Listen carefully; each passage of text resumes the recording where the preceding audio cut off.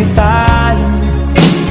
Ang umaaya ay di nagwawagi, ang nagwawagi ay di umaaya. Talo sa ngayon, may bukas pa naman.